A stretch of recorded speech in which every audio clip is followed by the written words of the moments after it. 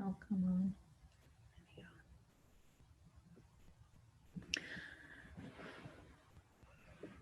Kirsten, are we ready to go on your end? Because I'll start the meeting if we are. Yes, we're ready to go. Thank you so much. Okay, I'm going to call Administration and Finance Committee to order. Present, we have everyone except Jordan Hess, Brian von Lossberg, and Heidi West, I believe. Otherwise, everyone else is present, but von Lossberg, Hess, and West are absent. I will take public comment that is currently posted. We have voicemail. You can call in and leave a message for us, 406-552-6012. And could you put up the screen that has the public, Missoula public meetings? Oh, thank you. To register for any of these meetings, you go to missoulapublicmeetings.com and register, and that will get you in so that you can give public comment. And if you are in for public comment, you need to hit *9 to raise your hand when I call for public comment, and that will let me know that you want to speak. So we'll now take public comment on items not on the agenda. We do not appear to have any attendees other than staff and city council. So we will go on with approval of the minutes. We have minutes from August 26, 2020. Were there any changes to those minutes? Seeing none, those will stand approved. And the first item in front of us is the appointment to the Public Art Committee. The mayor is nominating Haley Kern to the Public Art Committee. The mayor could not be here today to introduce her. He had a conflict. But if you look at Ms. Kern's resume, I will just say that although she may not have a lot of art experience necessarily, she is clearly a huge volunteer in our community. And to me, it looks like she would bring a lot of energy to the Public Art Committee, and she has some great philosophies on how public art spurs conversation in our community. So I don't know that I can answer any questions regarding that, but her resume speaks for itself, and I would be looking for a motion for this appointment. Oops, hang on a second. Ms. Merritt. I would be happy to make the recommended motion. Thank you very much. And Ms. Cheryl, you also had your hand raised. I was just going to make the motion, so. Thanks. Thank you. Great. Okay, are there any comments on the motion? Seeing none. Oops, light just went out. There we go. Is there any public comment on this motion? There's no public in the meeting to comment, so we will do a roll call vote on this item. On the appointment, Anderson. Yes. Becerra. Yes. Contos. Yes. Harp. Yes. Jones. Yes. Merritt. Yes. Ramos. Yes. Cheryl. Yes. Pasika. Yes. And I joined the meeting. West is a yes. Oh, I apologize, Heidi. I didn't Okay. catch that you had joined the meeting. In that case, we have 10 nines 10 yeses and 2 absent.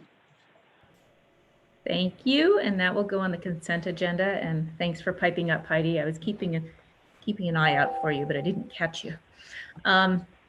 Okay, so the next item on our agenda and the second and last item is the local option fuel tax interlocal agreement with Missoula County. This passed on the ballot in June. So this is the interlocal agreement to administer it, and we have Jeremy Keene to present on this. Good morning, Jeremy. Hey, good morning, everybody. Jeremy Keene, Public Works Director.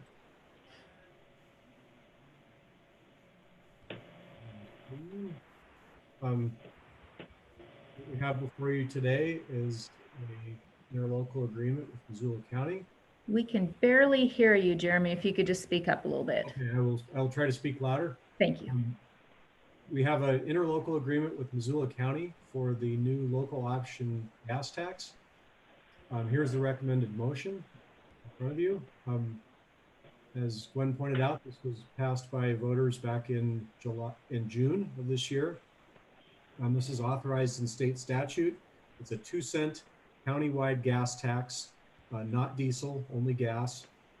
And it's expected to raise $1.1 million annually, which will be split equally between the city and county, minus any administrative fees. And the administrative fees are 1% goes back to the retailers to help with their administrative costs. And then any additional costs that may be incurred by the city or county for audits, record keeping, or anything like that would be split equally between the county. We don't expect those to be significant costs. The county will start collecting this new tax this fall. Revenues will be dispersed twice a year, so we expect the first disbursement to occur next spring. And that money would be programmed starting in our FY22 budget. With that, I'm happy to answer any questions. Thank you. Are there any questions for Mr. Keene regarding the interlocal agreement on the gas tax? Ms. Cheryl and then Ms. Harp. Yeah, thanks, Jeremy. I'm curious, will you just remind everyone the parameters of how this money can be used? Sure.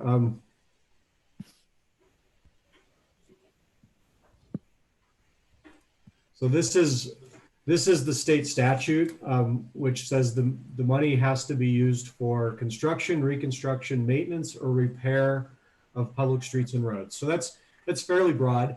We anticipate using this in part for street maintenance and in part into our capital improvement.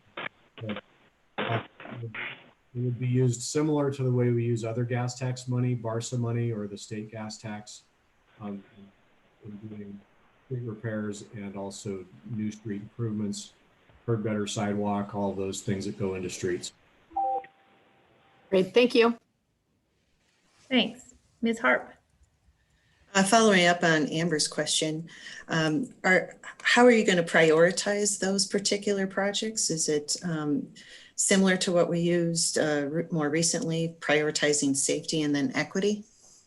Yeah, this will plug right into our budget process. So, I anticipate that a portion of this money would go into the street maintenance fund, and then a portion would go into the CIP, and we can through that budget process, decide what those amounts are and then prioritize projects in the same way. So it's just another funding source that will go into that whole capital improvement process. Thank you. Ms. Merritt. This may sound like kind of a silly question, but how did we arrive at a 50-50 split with the county? Do we figure that the revenues that are generated are basically split 50-50, or that the needs are equally divided? I'm just curious about that. Yeah, it's a little bit of a political decision, but we looked at road miles, and the county has slightly more road miles than the city, and so you could argue that the county should get more because road miles, and we have a greater population in the city, so you could argue it the other way. There's no perfect way to do it, but a 50-50 split seemed to be the most equitable way to do that. Thank you. Ms. Vasika? Thanks. Can you help refresh my memory? Don't we also get a state gas tax that comes into that goes for local funds, or I guess local street maintenance as well? If that's true, how much, including the 1.1 million that we're expecting to get, what will the total amount be that we're expecting to get annually? Okay, so we get two other statewide gas tax revenues. One is what we just refer as the state gas tax, and the other is what we call BARSA, which was the new tax that was done in about 2017. And I do not know the exact number of the state gas tax. I know in BARSA we're getting about $1 million or $1.2 million every year from BARSA, and we're actually looking at BARSA in Public Works Committee in just a little while. So, yeah, they're both larger revenues than what this will be. We expect to see half of that 1.1 million for city revenues, so about 550,000. All right, thank you. Thank you. Ms. Becerra? Thank you.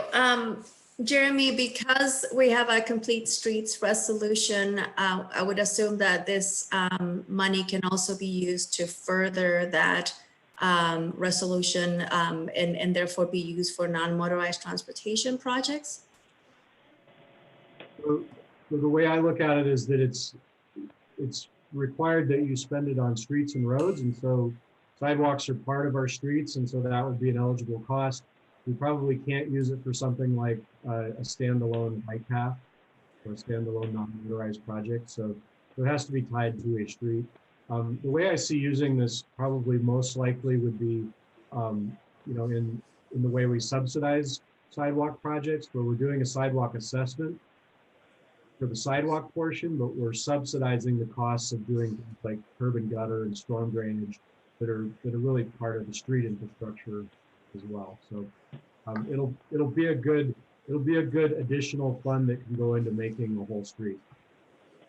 Sure, thank you. Thank you. And Ms. Harp? Jeremy, I was wondering if you could just gently remind us how what our needs are for.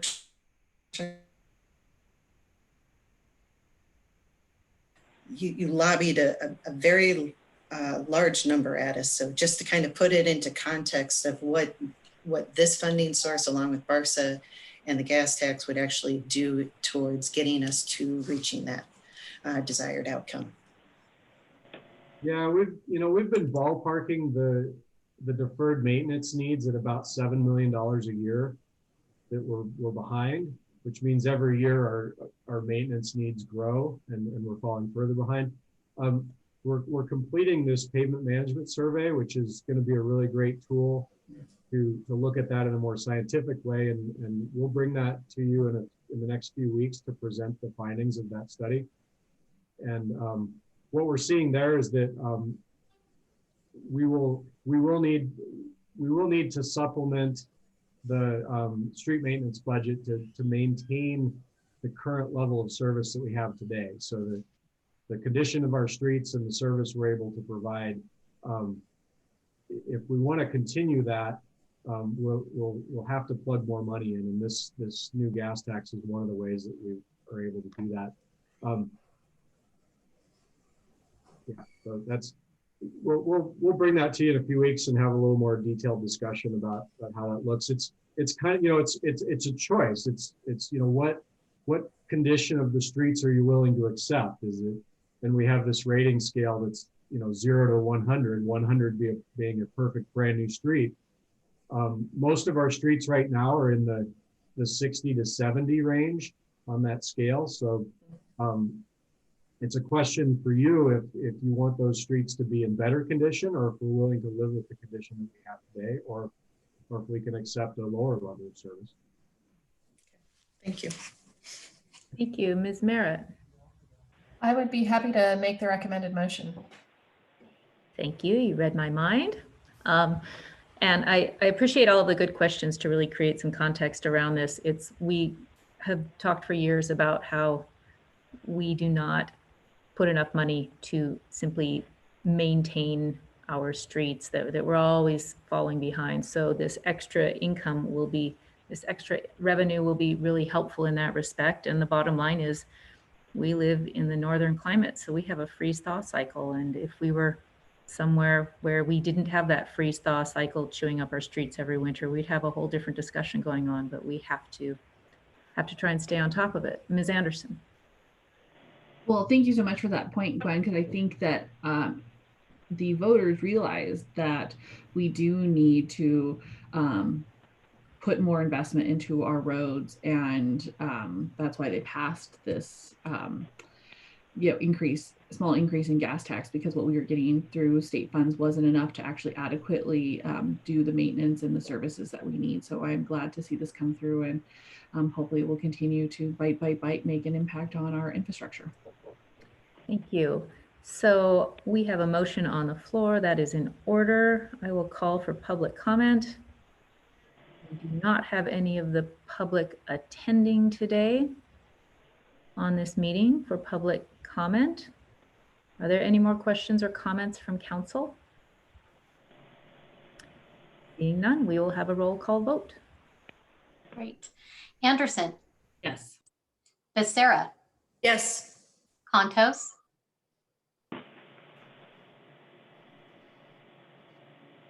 Contos, you're muted. Yes. Thank you. Hart, Yes. Jones, Yes. Merritt, Yes. Ramos, Yes. Cheryl, Yes. Vasika, Yes. and West. Yes. Looks like we have 10 yeses and 2 absent.